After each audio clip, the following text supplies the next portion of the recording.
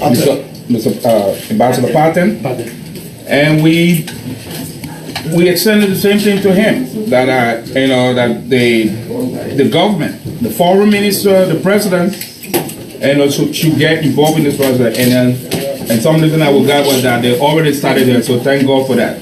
So this is our hope and prayer that God will touch Mr. Trump's heart to extend it while they're extending it, and then we can work with Congress if Congress can pass these two bills so that people can work their way, to citizenship or permanent residence. The reason why I started with dual citizenship, many of the time, I'm standing here, 100% plus DNA Liberian. Father Crew, Mom Bassa.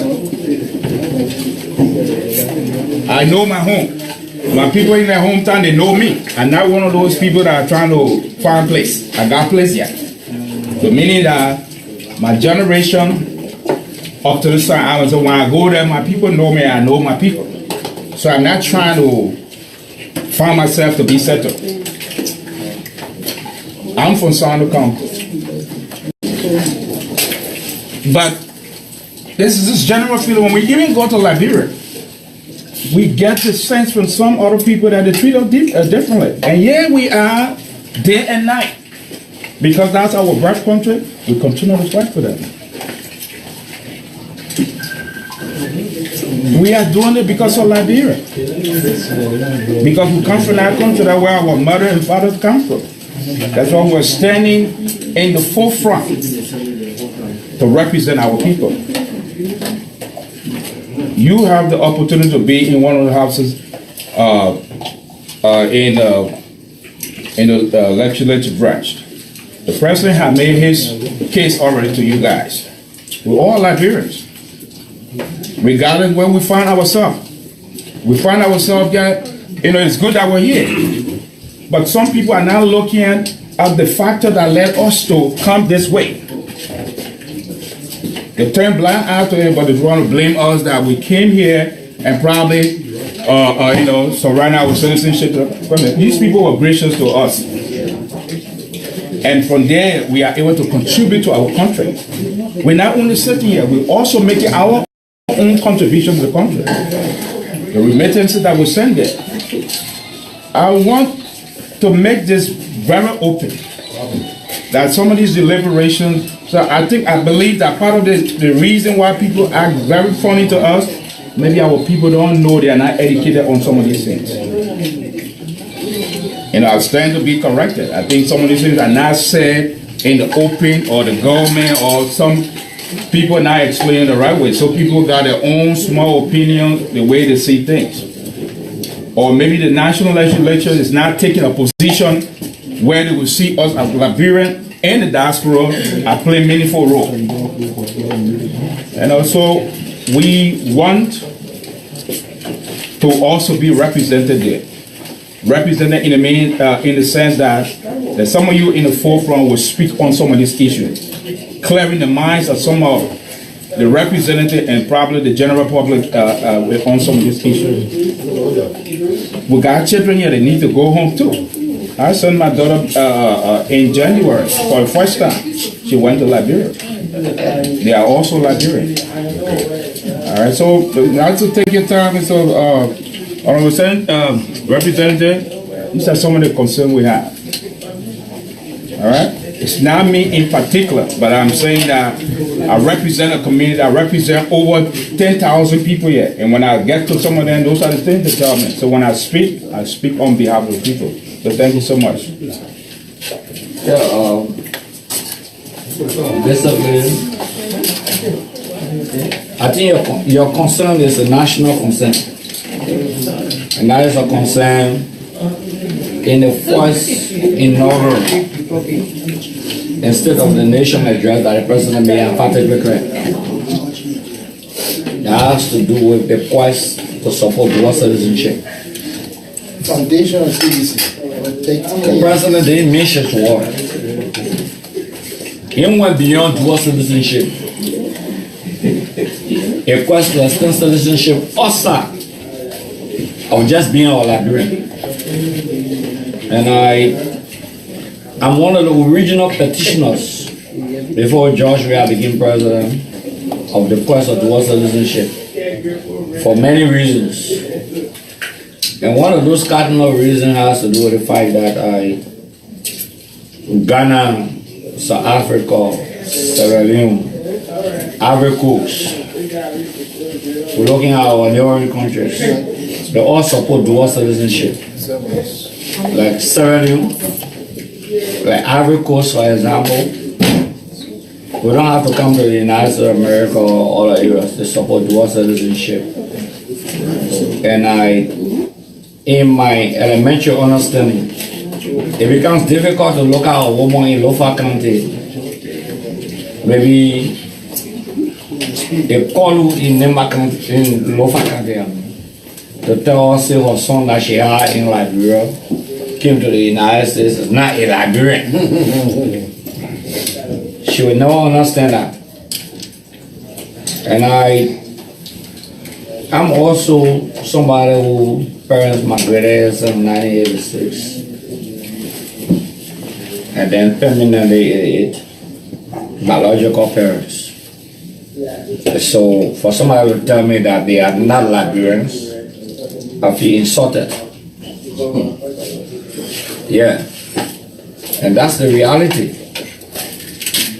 And I saw the issue of dual citizenship is a constitutional question. I must tell you this. And because it's a constitutional question, one of the first bills we submitted, or first thing, I remember Thomas Fala represented Mona Penagnon Block, Fanatic Kova, the driving force, and myself, we have faced a signature to that document to recognize dual citizenship. But it has to be a referendum issue. Because our laws, by interpretation, are very clear that if you serve in the military of another country, or you took another country nationality, automatically you have forfeited your nationality. The only person under our law that can reinstate your citizenship is the President of the Republic of Liberia. That's the only person. Tubman did that during the period of Massa Sion. Keep coming from Gambia to play for the Lone Star. Two did it for the two? Yeah, the two Brazilian did it. Ellen did it for Donso. Okay. And Daneshos, who served the American military. So those are minimal things. We're talking about the entire Liberian community. Like you stop the point, you still pay more money to people in Liberia, you send money back home, and all of those things. What happened to you as a Liberian? Because you can never do away with where you come from, your origin, your children going back home. I would never want anybody to tell my little brother that is next to me that because he served the U.S. Army as a sailor to say that he's not a Liberian. I mean, you were born in Liberia, grew up in Liberia. So in Chester, I must support our dual citizenship. And before President Sali's second term in office, I've consistently supported dual citizenship. That question can only be answered through a referendum. That's an argument. And most likely, I'm hoping that as we proceed to the 2020 elections, senatorial election, that we can make that a part of the election process so that we can answer that question. Because to have election is very expensive, referendum. So the best chance we have, in my view, is to submit the propositions, not only dual citizenship, but land ownership, etc. That on that proposition we could vote in 2020 during the election, and we can make that determination because we vote on it and we pass on it. Then after 1 year, it must take effect by our constitution. So our government is concerned about what is happening here. We've been making serious representation. The ambassador is here. We don't want Liberians to be born and just send home. Like you said, the prevailing economic situation. Take for example, a PhD holder I just read about, very young lady, never been to Liberia, has not seen Liberia, maybe deported to a land that she's never seen. That is a big challenge for her, an extreme challenge. So what do we do about that? I think in as much as there are said to many persons that I believe as an individual, let me be emphatic with you, not necessarily the government, but the United States of America also owe us something. Because during the period of World War II, Liberia and Casablanca were being used as military bases for American jet bombers to be flown into North Africa to fight the German forces, General Rommel Force and other people. We serve as a bastion or a beacon for hope. And we identify clearly with the Americans. So I don't see why Liberians should even be cautious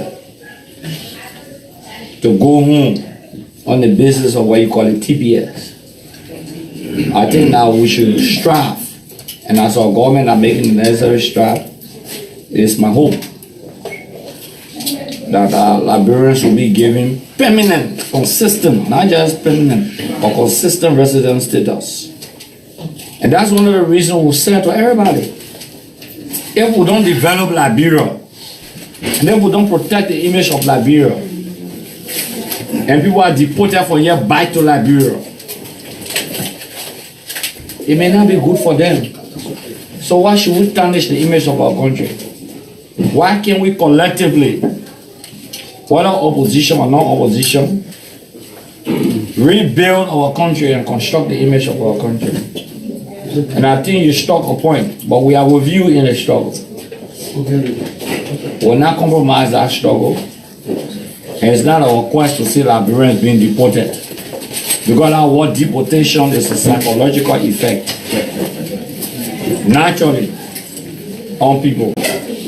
So our government have been making frantic efforts to, our ambassador to the United States, our ambassador to the United Nations, other diplomatic contacts, conversations, including the excellencies, so that our people cannot be bundled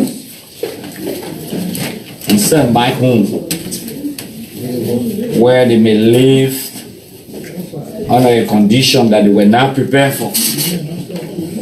So I think this is a point, this is a turning point in the history of political dispensation, that we must protect Liberia, we must live together, we must ensure that the image of the country is protected, and no matter what political institution you come from, this affects each and every one of us as Liberians. It may not be Akaros Gray, it may not be the minister, it may not be our ambassador, but those who are affected are all Liberians. So I want to use this occasion to encourage Liberians that when you call these gatherings to make a case, they should turn out in a mass, then sit in home. Because if they turn out in a mass, one of the highest communities, yeah, the Somalians are here, the Ethiopians are here, the Benazar. What's about Liberia? A traditional friend of the United States of America, a country that encouraged them to have a military base. When the Germans bombed Liberia, it's because we ensure that Americans are protected in our home. So I think Liberians should stand up, work with you. We shouldn't stay in our closet, but we should turn out in our numbers. And if I had an opportunity to be here, I'll be one of those who will go to you, go with you, to the U.S. Congress or the State Department, to hold the necessary placards and tell them the history of our friendship so that our people can be protected here. But the issue of dual citizenship is not only a policy issue by the president, but it's part of the proposition that may be placed on the ballot paper in 2020 to make a determination that you can live anywhere in the world as Liberian and still remain a Liberian. I mean, that's my answer to it. Thank you. Okay. One second. Yeah. Not question. I just want to make a statement. Ladies and gentlemen, my name is Emmanuel Crusoe. Nobody know where I live at. Nobody know. Where you live in Crusoe? Yeah. Some people think I live in Staten Island. Some people think I live in Trenton. Some people think I live in Labrador. So nobody know where I live. One of the three. One of the three. The bottom line here is, first I want to extend thanks to my brother, Suleiman Tony, the civil law Mantingo.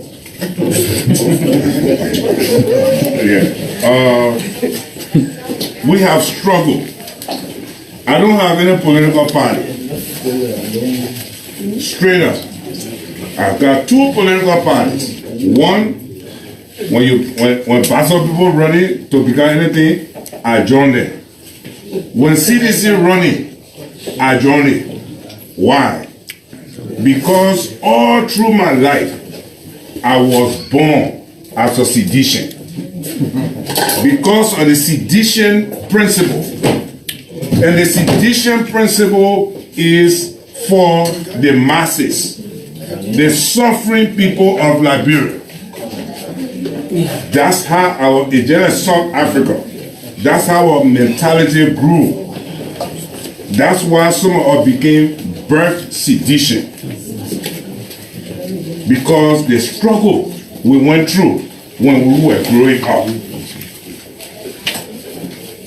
That I worked for the Lrtn government, we were abused. We struggled to get there to make changes. Our director of public safety, I know Honorable Akaris Gray very well. He knows me very well. We live in the same community in Satan. You know, I've been to a house in Liberia. You know, some people curse us on Facebook all day when we make statements because we tell them Liberian people. I became president for the Trenton chapter of the organization of the Trenton chapter of EULA. Our problem in Liberia is, if it is not me, it shouldn't be you. That's the problem we have. And this government, we must try to prove them wrong. Thank you. We have to prove them wrong. That Liberians, we are Liberians. We must be Liberian. People, we all here have been through some sort of struggle from our youth. The buka business you're talking about, I used to fishing in Satan there, catch that buka. When you open the buka, you know what inside. You know?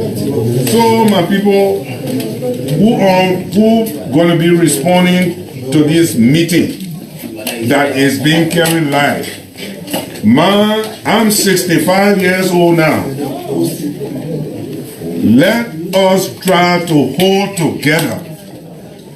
The animosity is being going on too long and is dragging our country down the drain. Let's give Mr. George Weah, the President of the Republic of Liberia, let's give him a due diligence. Let's give him a chance, let him run our country and start putting our dirty clothes in the street that the American government and other people will start disrespecting us. So, Honorable Minister, ladies and gentlemen, that's my concern about our country. Let us hold together, and that's the message CDC should preach from today's on. Thank you. Okay, I think at that point of time we don't want to overwhelm the whole gathering just about just about asking questions. I think we sufficiently ask questions, concern, make comment and stuff like that. We also want to interspice it with a little bit of entertainment where we can informally talk to anybody on the side while they playing. As I said, our guests have to go home. They have another huge engagement tomorrow too, so they take cognizance of their own time and respect that. So I want to close the floor with Mr. Akwe, who have a little bit of comment to make, and we'll just close up on the level of questions. But you're gonna pray us up? No, we haven't ended the program yet. We just close it up. Great food, a little bit more pepper, but thank God. Angie, I will say good things to my wife about a week. Good job. She gave me the food I asked for, whatever it is. And there's a delay to it. Please finish the work you started. Look, two things observed here to comment on, to appeal on, are as follow. Look, one, Honorable Gray made clear mention of the commitment the government has made to allow people to protest, to an extent be escorted during some of their marches. I have listened to a lot of commentary on live videos. The times I stay up to 2 o'clock in the morning just watching people, listening to the kinds of remarks being made against officials of government or the government itself, the kinds of description they gave. Look, I think on one thing, anything you can do, somebody can do it better. Suppose Liberians adopt that. You do it to me today, I do it to you tomorrow. How long it will take us to get out of the hole we are in? Think about it. Anything the boys are doing on Facebook, we can do it more. But we have to pick the position up now to say we must move forward with the nation building. The individual, one person or a group of people running the government shouldn't just be the aim of people to say they will break everything down to rebuild. It is difficult to rebuild. It is an appeal to all of us to say, I beg you, let's find a way to our friends who are doing these things to say, look beyond what's happening today. What is wrong with us is us. One. The second point I want to make is, Madam Minister, Honorable Ambassador, you are in the States with us. Honorable Gray, I said this to you before in a very close meeting. I will say it again. The foundation of what's happening in most third world countries have roots in the United States. I repeat, the foundation of what is wrong, what's going on in most third world countries have roots in the United States. There is a continuation of disconnection between what is happening in Liberia directly with what is connected with the diaspora community. There's a huge disconnection. I have appealed within my own circle, citizens, that it is time that you involve the diaspora community. Two things I have asked for: respectful engagement, professional engagement. Do not assume that you have gotten to a position where you are better than the people here. Think of the remittance from here in terms of our transfer of cash through Western Union, through building houses in Liberia. Those are all aids we use to support the government. There has to be a direct link from me to social services. Look, for example, in this room, we have our Honorable Minister of Gender here. We have women from this community. Think on the very little things that girls in Monrovia may need, that people here could just build up and send to them in support of their life. The pro-poor agenda, if you look at the pillars, there are little things you can change in people's life around. Education, for example. Most of us that have gotten strong background in the field of education, why can't we support what is wrong rather than criticizing it? Healthcare, education, and little things around. engage the diaspora community respectfully and professionally. Somebody has to be responsible to meet the people. Liberians want to directly participate in the development of the country. Not that I know you, I link to you. That's not it. Somehow I graduated from that level. Not knowing you to link to you. They want to support directly. It is my plea, Honorable D-Max, come here, that you find a way, as we have started, through community engagement, to elevate that to a standard where it will be an established unit that is directly responsible to engage professional Liberians across the country. It will help a way into the appealing to other government, other institutions around the world to help our country.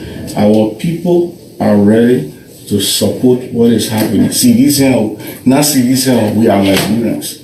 What is wrong for us to be sitting and say our country is among us, is the poorest? I don't know what class you will be in and it won't affect you. I don't know what it is you'll be doing, where you're doing it, it won't affect you. With the level of education we have, property we have acquired here, level of time, experiences, to sit and say, with all of these things we are still considered the poorest. It got nothing to do with partisan. It got everything to do with us. And lastly, Honorable, I beg you, professionally, as well as respectfully, let us engage the diaspora community in everything we're doing from home. Thank you ever so much. Thank you again.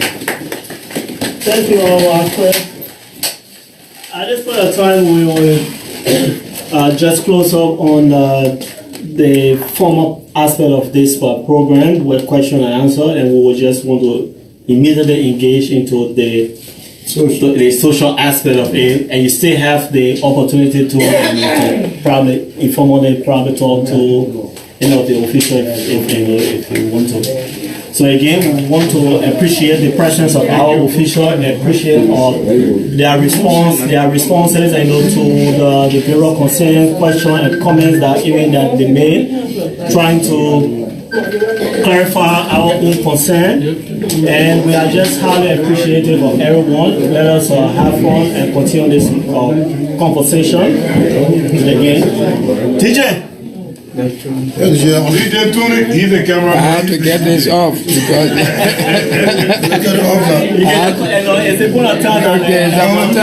Can you give your final statement so we can close it? Oh yeah, our brothers and sisters. I know we want to appreciate the presence of everyone here. Again, it was clearly articulated. It was clearly articulated by our officials of where we are, in terms of our own domestic politics, in terms of our own agenda that the president has laid for the country. They also were able to answer questions and concerns, even extending beyond concerns people had, to provide clarity to individuals, Liberians, citizens, and the general Liberian community as to how far we are and what our government actually doing to be able to make the life of Liberians better. So, again, at this point in time, we want to close the formal aspect of our program and respect the time of our officials. They have national engagement with the UN, so we got to respect that.